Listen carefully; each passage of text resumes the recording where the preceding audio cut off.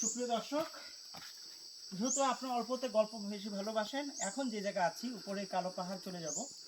যাওয়ার আগ মুহূর্তে একটি কুয়া, এই কুয়ার থেকে সময় তারা পানি পান করে।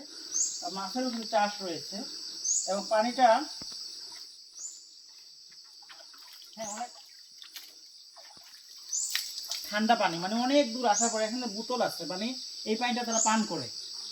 তো এই রকমের দুর্গম পাহাড়ি এলাকায় আসার পরে যেখানে যেমন লাইফ সেভাবেই আপনাকে স্ট্রাগল করতে হবে, মানে সার্ভাইভ করতে হবে। আমরা যেমন ছোটোবেলা অনেক সময় দেখেছি যে বেয়ার গিলস যেখানে যা পায় সে তা খায়, এটা আসলে তার খাওয়া না, এটা একটা অভিনয় ছিল।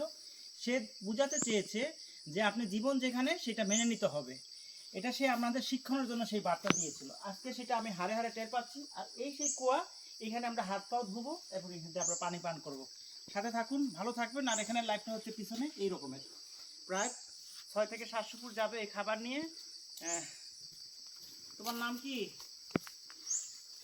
এই মামু এই তুমি গারো না খাসিয়া? সে খুব একটু শরম পেয়েছে।